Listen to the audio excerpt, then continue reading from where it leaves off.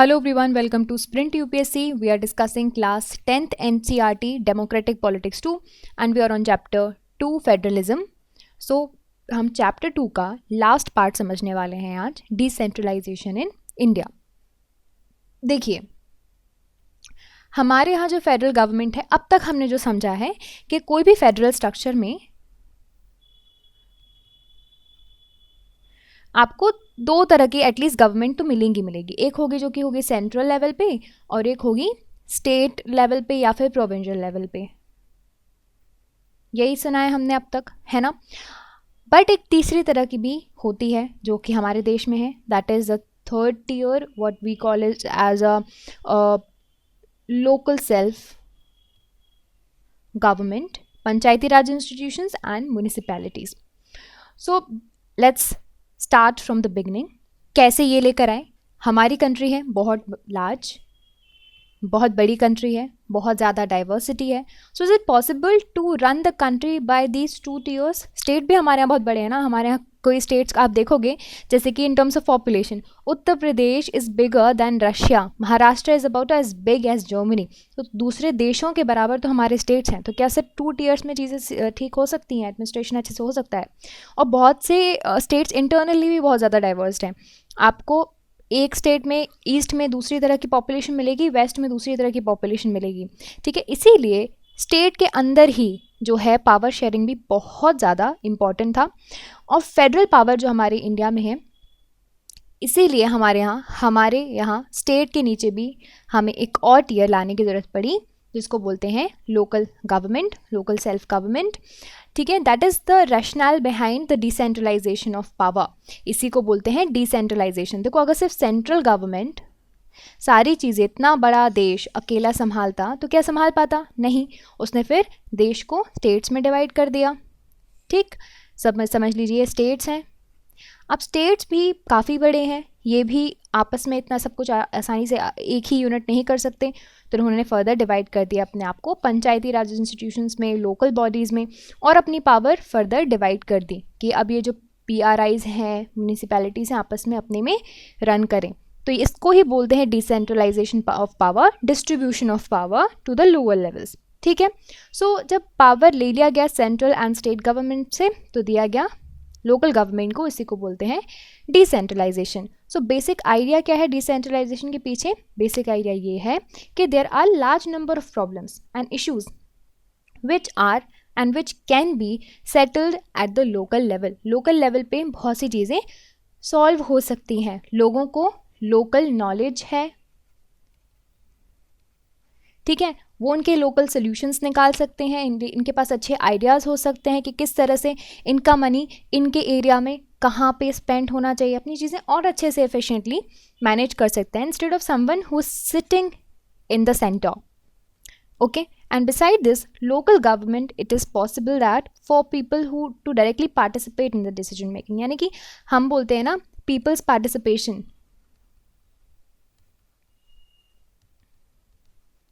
इससे ही हो सकता है। कैसे हो सकता है? यहाँ से लोग डायरेक्टली पार्टिसिपेट कर सकते हैं इन द डिसीजन मेकिंग, ठीक है। इसी वजह से पार्टिसिपेटिव डेमोक्रेसी जो है वो हम इंश्योर कर सकते हैं। लोकल गवर्नमेंट ही है एक बेस्ट तरीका, जिससे हमें समझ में आया कि ये जो प्रिंसिपल है डेमोक्रेसी का, लोकल सेल्फ गवर्नमेंट, ये कितना ज़्यादा ज़रूरी है एंड कितनी ज़रूरत थी डिसेंट्रलाइजेशन की हमारे संविधान में भी। इसी वजह से पावर्स को डिसेंट्रलाइजेशन के काम शुरू हो गए बहुत से लेवल पे, विलेजेस, टाउन लेवल पे, ठीक है। पंचायत को खड़ा किया गया विलेज लेवल पे, म्यूनिसिपैलिटीज़ को खड़ा किया गया अर्बन एरियाज पे, जहाँ पे जो कि स्टेट गवर्नमेंट सेटअप करेगी। पंचायती राज आया आपका 73rd कॉन्स्टिट्यूशनल अमेंडमेंट के थ्रू एंड 74th के थ्रू आया आपके म्यूनिसिपैलिटीज, अंडरस्टूड। एंड ये सारे these are directly under the control of state government, okay. देखिए, पंचायत और म्यूनिसिपैलिटीज़ पहले भी हुआ करती थी, लेकिन they did not had any constitutional status. इनके इलेक्शंस रेगुलरली नहीं करवाए जाते थे। लोकल गवर्नमेंट के पास ज़्यादा पावर नहीं होती थी अपनी रिसोर्सेज को जो है ओन करने का या फिर प्रोड्यूस करने का। डिसेंट्रलाइजेशन बहुत ही कम था। तो ये फाइनली कब हुआ? 1992 में हुआ, जब कॉन्स्टिट्यूशन को अमेंड किया गया, 3 टियर स्ट्रक्चर, ये वाला स्ट्रक्चर को लेकर आया गया। ठीक है, so now it is constitutionally mandatory to hold regular elections to the local bodies. अब रेगुलर इलेक्शंस ज़रूरी हैं होना, हो सकता है किसी वजह से पोस्टपोन किए जा सकें, बट रेगुलरिटी होनी चाहिए। सीट्स जो होंगी वो रिजर्व्ड होंगी in these elected bodies, and the reserve seats will be for scheduled caste, scheduled tribe and OBCs. ठीक है, अब 1/3 यहाँ पे रिजर्वेशन दिया गया है वुमेन्स को भी। ओके, इनका इलेक्शन कौन कंडक्ट करवाएगा? PRIs, Panchayati raj institutions and ULBs बोलते हैं, अर्बन लोकल बॉडीज़। इनका इलेक्शन कंडक्ट करवाता है स्टेट इलेक्शन कमीशन। ये बात याद रखिएगा, आपके UPSC पूछ लेते हैं इस तरह के सवाल। स्टेट इलेक्शन कमीशन कंडक्ट करवाता है, ओके, पंचायत और म्यूनिसिपैलिटी के इलेक्शंस। स्टेट गवर्नमेंट को कुछ पावर शेयर करनी पड़ेगी इनके साथ when it comes to revenue and some of the local matters, and the sharing may vary from state to state. हर एक स्टेट अपने हिसाब से, अपने कन्वीनियंस के हिसाब से अपने जो शेयर कर सकता है पावर्स को। रूरल लोकल गवर्नमेंट को प्रॉपरली बोलते हैं पंचायती राज। देखिए, हर एक विलेज में आपको ये देखने मिल जाएगा, या फिर there will be some group of villages. कुछ स्टेट में there are some group of villages जिनको बोलते हैं ग्राम पंचायत। ठीक है, अब ये क्या है gram panchayat? It is a council consisting of several ward members. आपके ग्राम में होते हैं वार्ड, इनको भी देखिए आप फर्दर सब डिवीजन है। जो वार्ड्स हैं आपके, जो इन जनरल आप क्या बोलते हैं, आप उन्हें मोहल्ले बोलते हैं, है ना, तो उनको भी प्रॉपरली पॉलिटिकली डिमार्केट किया गया होगा आपके शहर में, आपके टाउन में, आपके गांव में। तो आप देखिएगा ये वार्ड हैं, वार्ड के भी आपके एक रिप्रेजेंटेटिव होते हैं जिनको आप इलेक्ट करते हो। ये सारे आपस में जितने भी रिप्रेजेंटेटिव को इलेक्ट किया, ये सारे के सारे पंचायत के मेंबर होते हैं, एंड इनको पंच बोला जाता है। अब इनका होगा एक लीडर, एक चेयरमैन, जिसको बोला जाता है प्रेसिडेंट या फिर पंच और सरपंच। ओके, ये सब डायरेक्टली इलेक्ट किए जाते हैं by adult population, universal adult franchise. ठीक है, जो भी उस वार्ड में रह रहे हैं उन लोग, वही लोग वोट देते हैं, एंड सारा का सारा डिसीजन किसके हाथ में है? विलेज के हाथ में है।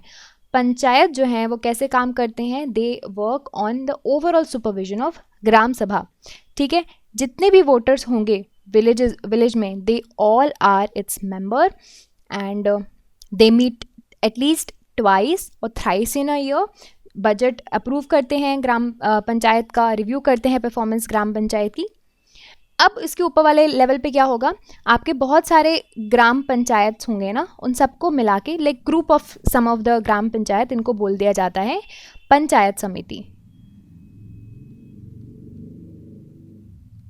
ओके, या फिर ब्लॉक और मंडल लेवल समितिज। इनके जो मेंबर्स होंगे, इनको लाइक रिप्रेजेंटेटिव बॉडी के जो मेंबर्स होंगे, उनको इलेक्ट कौन करेगा? सारे पंचायत के मेंबर्स इन सारे एरियाज़ के, and all the panchayat samitis and mandals in the district together constitute. जितनी भी समितिज होंगी, ऐसी एक समिति है, वैसी दूसरी समिति भी होगी, तीसरी समिति होगी, इन सबको मिला के बनता क्या है? ज़िला। ओके, इसको बोलते हैं ज़िला परिषद। ऐसे करके पंचायती राज में भी आपको 3 टियर सिस्टम मिल गया, है ना। पहले क्या मिला? पहले मिला ग्राम पंचायत, फिर पंचायत समिति, और अब जिला परिषद। जिला परिषद के जो मेंबर्स होते हैं मोस्टली इलेक्टेड होते हैं, and members of Lok Sabha and MLAs of that districts and some of the officials of the other districts level bodies, वो भी इसके members होते हैं। जिला परिषद chairperson is the political head of जिला परिषद। ये बात भी आपको याद रखनी है। अब लोकल गवर्नमेंट की बात करें, जो कि आपके अर्बन एरियाज़ में होती है, अर्बन लोकल गवर्नमेंट, इसमें भी आपको सिमिलर स्ट्रक्चर मिलेगा। म्यूनिसिपैलिटीज़ होती हैं आपके टाउन्स में सेटअप की जाती हैं। जो बड़ी सिटीज़ होती हैं उनको म्यूनिसिपल कॉर्पोरेशन बोलते हैं। दोनों municipalities and municipal corporation control करते हैं कौन? Elected representatives. इनको भी हम इलेक्ट करते हैं जैसे पंचायत में करते हैं, बट शहर होता है इसलिए थोड़ा डिफरेंस होता है। So municipal chairperson is the political head of municipality, जिसको आप शायद अपने शहर में मेयर बोलते हैं, कहीं पर नगर पालिका अध्यक्ष भी बोलते हैं, है ना। सो ये जो है it is a very new system of local government in the largest experiment in are democracy, जो कहीं पर भी पूरे विश्व में आप देख लें तो यहाँ पर भारत में जो एक्सपीरियंस किया जाता है। And there are now about 36 lakh elected representatives, जो कि पंचायत म्यूनिसिपैलिटीज़ का पार्ट है. देखिए 36 lakhs people are representing the other people. So you can imagine the population. ये जो पॉपुलेशन है बहुत सी कंट्रीज़ के पॉपुलेशन से भी ज़्यादा है. तो हमारे यहाँ तो इतने इलेक्टेड रिप्रेजेंटेटिव्स ही हैं. ठीक है, ऊपर से हमारे जो रिप्रेजेंटेटिव्स हैं उनकी पोजीशन को कॉन्स्टिट्यूशनल स्टेटस और दे दिया गया है. इसकी वजह से इनकी पावर स्ट्रेंथन हो गई है. ठीक है, और तो और वुमेन के लिए 1/3 सीट्स रिजर्व कर दिए हैं. यहाँ पे आप देखेंगे कि हमारे जो लोकसभा इलेक्शंस हैं और हमारे जो स्टेट असेंबली के इलेक्शंस हैं वहाँ पर आपको वुमेन्स का क्या नहीं मिलेगा, रिजर्वेशन नहीं मिलेगा, लेकिन यहाँ पर है. तो इससे क्या है, वुमेन्स का रिप्रेजेंटेशन भी बढ़ा है, उनकी वॉइस भी आई है इन terms of decision making. At the same times बहुत सी डिफ़िकल्टीज़ भी हैं, क्योंकि देखिए इलेक्शंस जो रेगुलरली और एंथुसियास्टिकली है वो नहीं होते हैं ग्राम सभास के, और मैनी ऑफ द म्यूनिसिपैलिटीज़ भी वो भी पोस्टपोन कर दिए जाते हैं due to some reason. Specially Covid के बाद तो बहुत से जो इलेक्शंस हैं उनको भी जो है पोस्टपोन किया गया है. बहुत से स्टेट ने अभी तक पावर्स ट्रांसफ़र नहीं की हैं. देखिए हमने देखा था कि स्टेट्स के पास ये पावर होगी. स्टेट लिस्ट का सब्जेक्ट था, स्टेट ही डिसाइड करेगा कि कितनी पावर देनी है कितनी नहीं देनी है. तो बहुत से स्टेट्स ने अभी ज़्यादा पावर दी नहीं है अपने जो 3rd टियर है पंचायती राज इंस्टीट्यूशंस या फिर अर्बन लोकल बॉडीज़ को, और उन्होंने कुछ ज़्यादा रिसोर्सेज भी, ज़्यादा पैसा भी नहीं मिलता है. ठीक है, इसीलिए अभी there is a long way from realising this ideal self government and the actual one, but still we are trying to do the best. देखिए यहाँ पे एक एक्सपेरिमेंट दिया हुआ है ब्राज़ील का. There is a city Porto Alegre. Okay, this is a city in Brazil. यहाँ पे इन्होंने एक एक्स्ट्रॉर्डिनरी एक्सपेरिमेंट जो है वो किया है, जहाँ पे इन्होंने कंबाइन किया है डिसेंट्रलाइजेशन को विद पार्टिसिपेटेड डेमोक्रेसी. यानी कि यहाँ पे इन्होंने डिसेंट्रलाइजेशन किया होगा, कुछ distribution of sharing of power की होगी, और लोगों का पार्टिसिपेशन भी लिया होगा. ठीक है, इन्होंने क्या किया, पैरेलल ऑर्गेनाइजेशन सेटअप किया म्यूनिसिपल काउंसिल में, और उसमें क्या कहा कि लोकल इन्हेबिटेंट्स जो है वो रियल डिसीजन ले सकते हैं सिटी के लिए.